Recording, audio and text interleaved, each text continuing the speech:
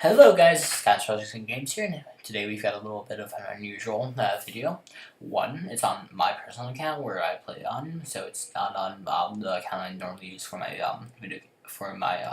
YouTube channel.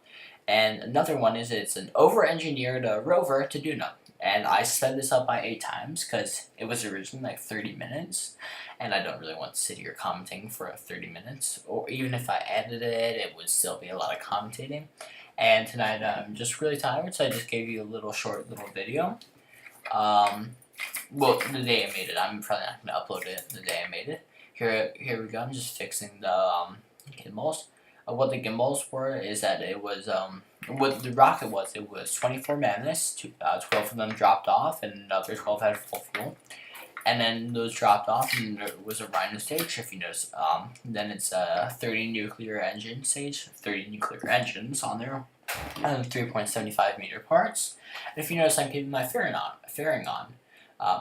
And I also completely forgot about those stages until very later on.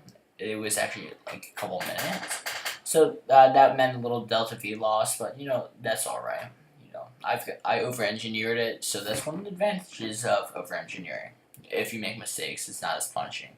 So here we go. I'm just preferring the burn here. We're gonna go past the moon, but it's not gonna be a big help to our speed. I don't know if I mentioned this, but fairings have a higher heat tolerance, so I'm using the fairing for re-entry. Just because it's got a higher heat tolerance, and as you notice, it's my personal account, so I've got a bunch of probes out there and whatnot. But yeah, so here we go. I set up my maneuver. It was a nice little maneuver. I'm not one for what was I gonna say? Rendezvous windows. Or I can't. I've got it on the tip of my tongue, but I'm just missing it. So I'm not one launch windows. I'm not one for launch windows. But I just lucked out on this. Normally I would have to sit around and go around for a little while. Here I'm performing my burn here. The rhinos will run out on this. Spoiler alert. And then there's 30 nuclear engines. The outer stages go into the inner stage. Here we go. I'm trying to set up a maneuver now, which will adjust my height to 50 kilometers. 50 kilometers, which is the height of Duna's atmosphere. I'm actually fine with this right now. Well, actually, I guess I'm not. I thought that was my actual one. So I just decided, screw it. I'm just going to go this way. It's a lot easier than setting up a maneuver. And well, it is kind of like a waste of delta V. It's perfectly alright because I've got more than enough delta V on some of your rockets that caught a little too close for comfort. I overshot this, but that's alright. I'm just gonna play by ear, point retrograde. For some of your other rockets that are a little closer on fuel, like if you're doing like a Grand Tour mining ship or something, like I think Matt Lone did. But anyway, so you go and bring it down, and I'm gonna. Oh, if you see, I've got a mothership orbiting Ike. I visited Duna and Ike. Had no landers on it. Ooh. Okay. So you go. I'm about to start my landing phase. Now, if you notice, this is not sped up 300 times. Just because I want to, make it a little more enjoyable. I'm trying to speed up, the decouplings and all that stuff. Well, actually, yeah, I'm trying to speed that up. So yeah, I'm gonna go do that, and I'm gonna record in a little bit. Well, another recording in a little bit. Bye. So I sped a little bit up. I'm gonna probably, cut out a little bit in the later part.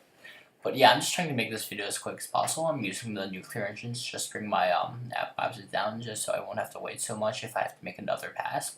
Here we go. I decoupled from this. Time worked away. And if you can see, the 3.75 meter heat shield I have on here is not adequate. So that's why I used the fairing.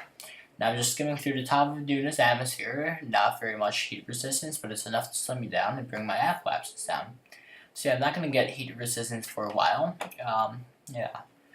So I actually think I'm just going to keep on, this recording for the next section.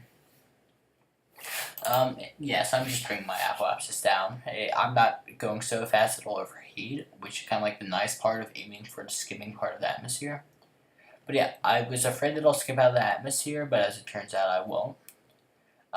So yeah, I was also afraid. I was afraid of a lot in this video that here just back to normal time that I would land on the dark side. And I can't remember if I did, but regardless, it would be fine. I've got there's no reason I need to know how far away the ground is because I've got the parachutes. But yeah, I'm gonna cut out some part. Bye. So yeah, I'm just skimming through the top of the Duna's atmosphere. I sped up a part because I realized I realized everything else was pretty important. So I just sped up a part, bringing this video down to a grand total of 10 minutes. So yeah, that's a pretty short little video, and I'm probably going to make longer videos and shorter videos on the days I don't really, want to make videos. But then I just get below the aerodynamic heating height, so I just blow the fairing, speed, sorry. So I just blow the fairing, because that's just needless weight. And I still have the heat shield on there. I can't remember if I jettisoned or not, but yeah. If you can see, there's a little bit of a shake in the craft from going 4 times time warp. But yeah, I'm gonna deploy the parachutes pretty soon. There you go, I deploy the drone parachutes. Here's one thing that always gets me, is that you can't see them well, they're like that light blue thing. So you just have to wait and trust that they'll deploy. It's really hard for me as well, but you just have to wait it out. So there you go, just in heat shield, just because that's the easiest way. And I see that the parachute's deployed, so I'm deploying the big parachutes now. And I think this is all sped up time. This is 2 times in driving. So I turned SAS off, and then I realized my rover's upside down. So I turned SAS on, because I've got those huge reaction wheels, and I actually have a lot of electricity generating features on there, which means that I can just hold it there with a very minimal loss, so I'll get to the ground easily.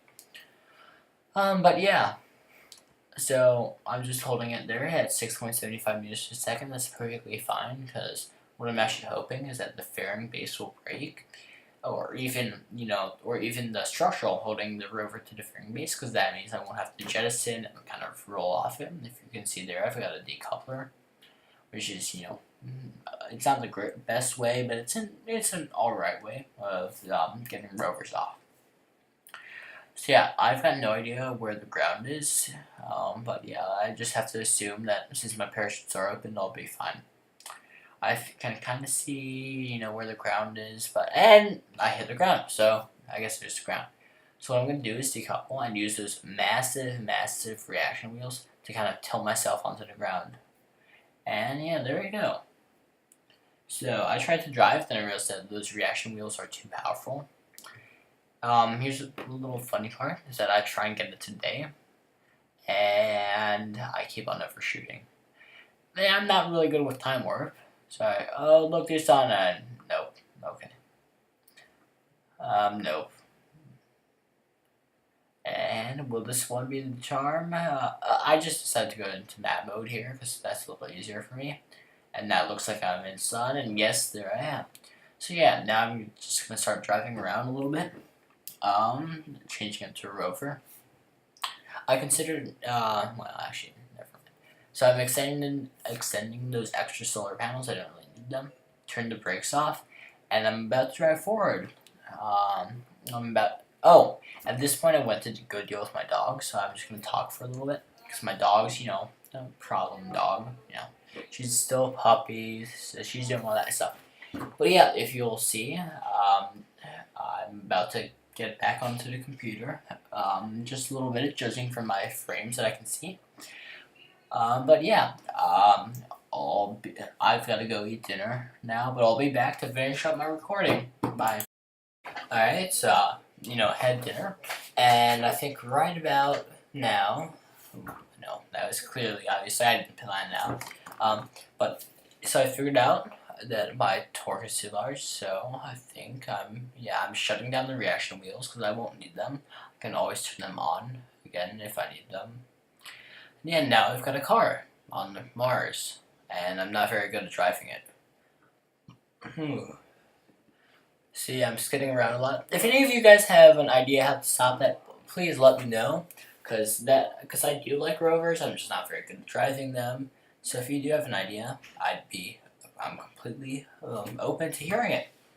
But yeah, I'm Skyence Projects and Games. Thank you so much for watching. If you like my stuff, feel free to subscribe. But yeah, so thank you so much for watching. I'm Skyence Projects Games. Goodbye.